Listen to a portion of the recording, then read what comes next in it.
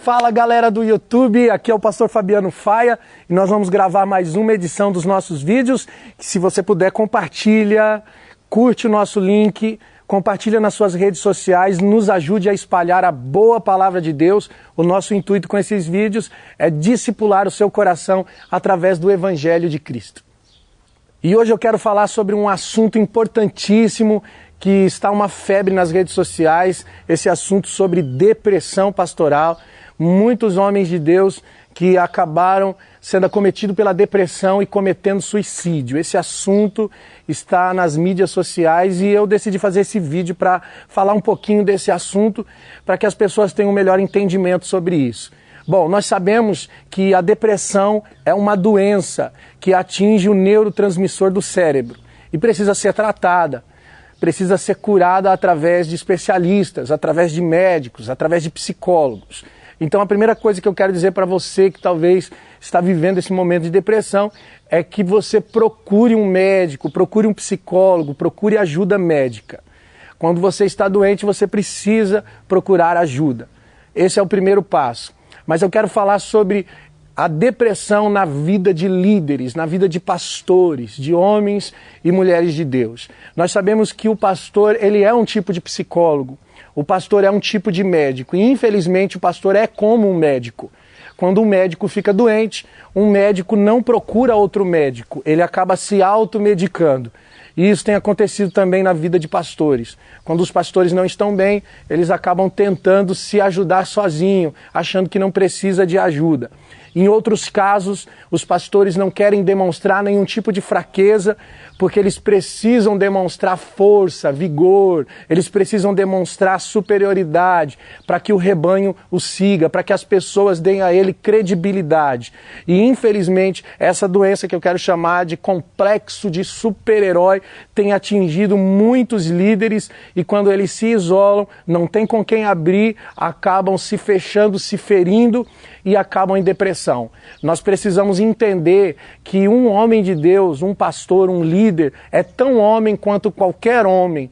Ele tem alma, ele tem sentimentos, ele tem fraquezas, ele precisa ser orientado como qualquer pessoa. A Bíblia diz que um homem sempre vai prestar conta para outro homem. Nós precisamos de mentores sobre as nossas vidas. Nós não somos perfeitos. Se você olhar para a Bíblia, você vai perceber que todos os homens de Deus falharam, erraram e tiveram a sua vida corrigida no percurso da sua história por outros homens de Deus. Davi teve Natã. E outros homens de Deus tiveram pessoas que ministraram a sua vida, que puderam corrigir o percurso da sua história. Nós precisamos também de pessoas que possam estar ao nosso lado, que possam medir o nosso coração, aferir os nossos sentimentos através da palavra de Deus. Então, o segundo problema que eu encontro aqui é que você, pastor querido, que está me ouvindo nesse momento, você precisa de um mentor, de alguém que ministre o seu coração. E nos dias de hoje, nós vemos isso uma coisa muito difícil, porque nós encontramos um terceiro problema, encontrar esse mentor, essa pessoa que queira ouvir, que queira sentar com você, ouvir o teu coração, se importar realmente com você. Mas eu acredito nos remanescentes de Deus, existem homens de Deus dispostos a nos ajudar e principalmente quando você se dispõe no seu coração em ser ajudado, o próprio Senhor prepara as pessoas certas para estar do seu lado. Então a primeira coisa é que você precisa querer ajuda, você precisa procurar ajuda e Deus vai enviar os seus anjos, os seus profetas, os seus homens de Deus que possam ministrar o seu coração, que possam te ajudar de alguma forma. Mas nunca se isole, pastor. Nós precisamos de mentores. Muitos pastores tirando a própria vida, e isso tem sido muito polemizado. As pessoas estão fazendo um certo drama sobre isso e colocando esses homens que tiraram a própria vida num lugar de herói, quando na verdade é tão triste essa situação, é tão deprimente essa situação, porque os homens que cometeram suicídio na Bíblia, que eu encontro na Bíblia é Judas. Judas cometeu suicídio, tirou a própria vida porque na verdade ele estava sob o domínio do pecado, ele vendeu Jesus e não aguentou a pressão do seu próprio pecado e tirou a própria vida. Alguns citam o caso de Sansão, mas Sansão não cometeu suicídio. Sansão morreu pelo propósito. Ele nasceu por um propósito que era matar os filisteus, destruir a linhagem dos filisteus. E quando ele se encontrou em um lugar de arrependimento, amarrado nas pilastras do templo de Dagon, ele orou ao Senhor, o Senhor fez o seu cabelo crescer, a força voltou, e ele disse, morra eu com os filisteus. Ele morreu pelo propósito, ele não tirou a própria vida em depressão. Elias é muito usado para falar de depressão, porque Elias foi ao deserto, em 1 Reis capítulo 19, ele vai ao deserto e ele pede em seu ânimo a morte. É bem da verdade que Elias estava realmente muito deprimido, muito cansado. Elias estava realmente debaixo de um sintoma de cansaço, de exaustão na sua vida, e ele vai para o deserto pedir a morte. Deus fala com Elias e leva Elias até o monte de Deus, mas quando chega no monte, Elias entra numa caverna e Deus fala com Elias através de uma voz suave dizendo, o que fazes aqui, Elias?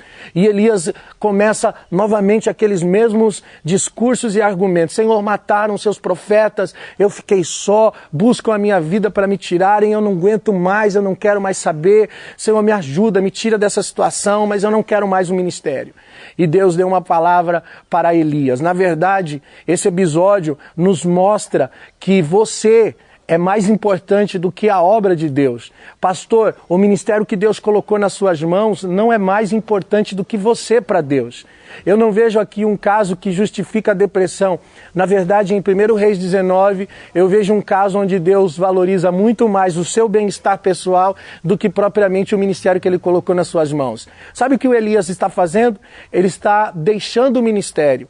Ele está chutando o pau da barraca, como diz o ditado popular. Ele está deixando, pendurando a chuteira, dizendo, não quero mais, eu quero me encontrar com o Senhor, eu quero ir para a eternidade, eu quero viver com Deus, eu não aguento mais o ministério, estou cansado.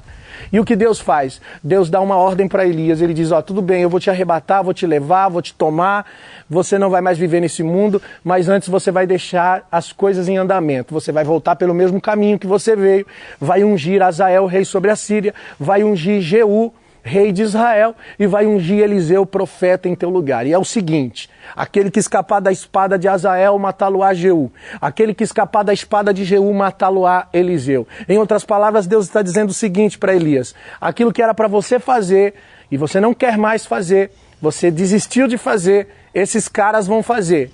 O que um não fizer, o outro vai fazer, até que cumpra aquilo que era para você fazer, Elias. Elias, a Bíblia diz que ele vai direto em Eliseu, ele pula a unção de Azael, ele pula a unção de Jeú, ele está muito mais interessado em deixar o ministério, então ele vai direto em Eliseu, que seria profeta em seu lugar, unge Eliseu, profeta em seu lugar, e a Bíblia diz que quem teve que ungir Azael e Jeú foi o próprio Eliseu. Cara, mas sabe o que me chama a atenção? É que Deus arrebatou Elias de uma forma tão esplêndida. Ele subiu num redemoinho de fogo. Deus enviou cavalos e carruagens de fogo. Que arrebatamento tão esplêndido, tão poderoso foi este? Por que que Deus fez isso na vida de um homem que pendurou as chuteiras, que desistiu, que abortou o processo do seu ministério? Essa era uma pergunta que eu me fiz por muitos dias depois de ler esse texto. E sabe que o Espírito Santo ministrou ao meu coração? Que você não tem que fazer, você tem que ser. Para Deus o mais importante é que você seja, não que você faça. E Elias era.